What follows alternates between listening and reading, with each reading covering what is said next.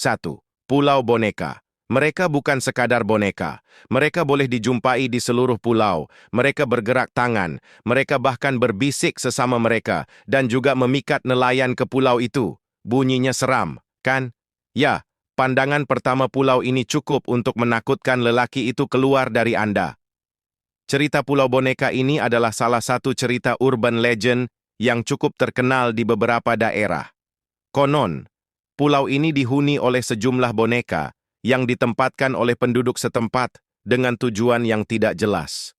Beberapa versi cerita mengatakan bahwa boneka-boneka ini digunakan untuk merayu nelayan agar datang ke pulau tersebut, sementara yang lain mengklaim bahwa boneka-boneka ini memiliki kekuatan magis. Tidak sedikit yang percaya bahwa boneka-boneka tersebut memiliki kemampuan bergerak sendiri dan bahkan bisa berkomunikasi satu sama lain. Legenda ini telah menimbulkan berbagai cerita seram tentang orang-orang yang mencoba menjelajahi pulau ini dan mengalami pengalaman yang menyeramkan.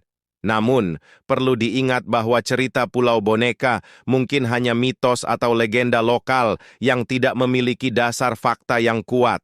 Meskipun demikian, ceritanya tetap menarik untuk diikuti dan menjadi bagian dari warisan budaya masyarakat setempat.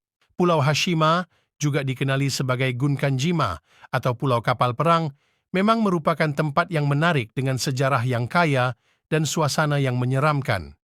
Terletak di lepas pantai Nagasaki, Jepun, ia dahulu merupakan komuniti perlombongan arang batu yang berkembang pesat pada awal abad ke-20 dengan kepadatan penduduk tinggi dan infrastruktur yang maju pada masanya.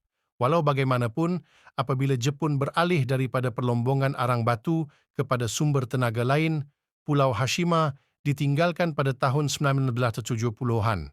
Seiring berjalannya waktu, pulau ini semakin lapuk dan alam semula jadinya kembali. Transformasi ini menjadi sebuah bandar hantu, telah menaklukkan imajinasi ramai. Pelawat yang melawat Pulau Hashima hari ini dapat mengalami persekitaran yang menakutkan dan surreal. Bangunan yang runtuh, apartemen kosong, dan sisa-sisa komuniti yang pernah hidup mencipta suasana yang menyeramkan. Setengah orang melaporkan mendengar bunyi berbisik dan bisikan ketika mereka meneroka jalan-jalan yang ditinggalkan, walaupun pulau ini tidak mempunyai penduduk manusia. Bukit Salib yang terletak di Lithuania adalah tapak ziarah yang luar biasa dengan sejarah yang sangat berkaitan dengan pengabdian agama. Bukit ini sering dijelaskan sebagai lebih mengagumkan daripada menakutkan, dihiasi dengan ratusan ribu salib suci, setiap satu membawa doa dan harapan dengan penuh keinginan dari para orang Lithuania secara rahasia membawa salib ke bukit ini sebagai cara untuk menyatakan kepercayaan dan identiti kebangsaan mereka di tengah-tengah kesusahan. Seiring berjalannya waktu, tradisi ini semakin kuat, terutamanya semasa zaman kekacauan politik. Semasa pendudukan Soviet di Lithuania pada abad ke-20, Bukit Salib menjadi simbol perlawanan terhadap komunisme. Walaupun berulang kali berusaha oleh pihak berkuasa Soviet untuk menghapuskan salib dan menindas amalan ini, mereka tidak dapat memadamkan kepentingan rohani tempat ini. Kini Bukit Salib bukan hanya menjadi simbol perlawanan, tetapi juga tempat ziarah bagi mereka yang mencari berkat, penyembuhan, dan pemenuhan doa mereka. Pengunjung dari seluruh dunia datang ke Bukit Suci ini untuk meninggalkan salib mereka sendiri, seringkali dengan pesanan dan doa pribadi. Walaupun Bukit Salib adalah tempat yang sangat bermakna dari segi rohani dan pengabdian pada siang hari, menghabiskan malam di sana boleh menjadi pengalaman yang sama sekali berbeza. Hanya segelintir jiwa yang berani menghabiskan malam di bukit ini kerana dikatakan bahawa tempat ini diliputi suasana yang menakutkan selepas gelap.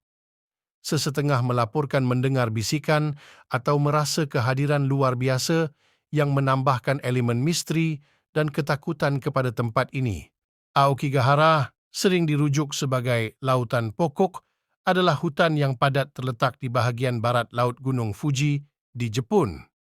Walaupun ia mempunyai reputasi yang menakutkan, sejarahnya adalah banyak sisi pembentukan geologi, Asal-usul Aokigahara berakhir kepada aktiviti gunung berapi di kawasan itu. Ia dibentuk oleh aliran lava dari Gunung Fuji, mencipta landskap yang unik dengan permukaan yang tidak rata dan banyak terowong lava serta gua. 2. Kepentingan budaya. Hutan ini mempunyai akar kuno dalam mitologi dan sastra Jepun.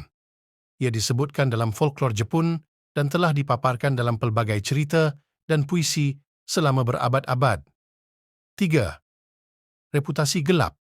Aokigahara mendapat ketenaran kerana menjadi tapak yang dikaitkan dengan jumlah besar bunuh diri, memperoleh gelaran hutan bunuh diri. Tren yang malang ini kelihatan bermula pada tahun 1950-an dan berterusan ke beberapa peringkat selama bertahun-tahun. 4. Peranan kesihatan mental. Alasan di sebalik bunuh diri di Aokigahara adalah kompleks dan sering dikaitkan dengan masalah kesihatan mental. Suasana menakutkan hutan yang padat dan isolasi mungkin telah menarik individu yang berasa tertekan. 5. Langkah pencegahan. Untuk menangani isu bunuh diri, pihak berkuasa telah mengambil langkah-langkah untuk menghalang bakal mangsa. Papan tanda di pintu masuk hutan menasihatkan orang untuk berfikir semula dan mencari bantuan. Polis dan sukarelawan menjalankan rondaan berkala untuk menawarkan bantuan kepada mereka yang memerlukan. 6. Aktiviti paranormal. Selain bunuh diri, Aokigahara terkenal dengan perkaitannya dengan aktiviti paranormal. Sesetengah pengunjung mendakwa bahawa mereka telah mengalami perjumpaan yang menyeramkan yang telah menambah kepada mistik hutan tersebut. 7. Usaha pemuliharaan. Dalam tahun-tahun terkini, terdapat penekanan yang lebih besar untuk menjaga Aokigahara sebagai habitat semula jadi. Usaha telah dibuat untuk meningkatkan kesedaran tentang kepentingan ekologi dan menghalang aktiviti yang mengganggu dalam hutan tersebut. Secara ringkasnya, hutan Aokigahara di Jepun adalah tempat yang memiliki sejarah yang kompleks, menggabungkan signifikansi budaya, bunuh diri yang tragis, dan legenda yang menyeramkan. Walaupun ia mempunyai reputasi yang gelap, terdapat usaha berterusan untuk mengatasi aspek kesihatan mental dan melindungi keindahan semula jadi hutan tersebut. Di Bandar Angker Pripyat, Ukraine, di mana suara tawa kanak-kanak dahulu bergema di taman hiburan, pengabaian bandar yang pernah berkembang ini menceritakan kisah yang menakutkan. Transformasi bandar ini menjadi lanskap hantu bermula pada 26 April 1986 apabila bencana melanda di stesen kuasa nuklear Chernobyl yang terdekat. Apabila reaktor di Chernobyl meletup, membebaskan jumlah bahan radioaktif yang sangat besar ke atmosfera, nasib Pripyat telah ditentukan. Pihak berkuasa Soviet segera menggarahkan evakuasi seluruh bandar itu, meninggalkan peninggalan kehidupan yang tiba-tiba terganggu. Inilah kisah penuhnya, bencana Chernobyl. Pada hari yang takdir itu, Pripyat adalah sebuah bandar yang sibuk dengan komuniti yang bertenaga, menawarkan penduduknya pelbagai pilihan rekreasi dari permainan hiburan hingga gimnasium, auditorium, dan galeri. Namun, bencana di Chernobyl telah mengubah segalanya. Keprihatinan segera adalah keselamatan dan evakuasi dilakukan dengan cepat. Pergi dengan cepat. Dalam keadaan panik, penduduk diberi beberapa jam sahaja untuk meninggalkan rumah mereka, harta benda, dan bandar tercinta mereka.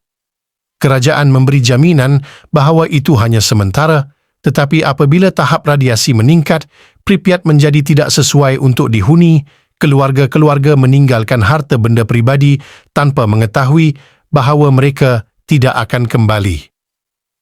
Keheningan yang menakutkan. Apa yang dahulu berkembang dengan kehidupan sekarang berdiri dengan tenang yang menyeramkan. Roda bumbung taman hiburan yang dahulu merupakan lambang kebahagiaan perlahan-lahan berkarat. Gimnasium berdengung dengan hantu-hantu latihan lampau. Auditorium dan galeri tanpa penonton hanya ditempati bayangan. Warisan radioaktif. Radiasi terus mengancam Pripyat menjadikannya bandar hantu.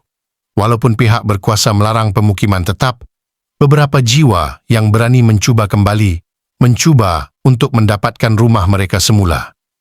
Tetapi ancaman tidak kelihatan, radiasi tetap ada, mengingatkan yang tersembunyi dari masa lalu bandar ini yang tragis.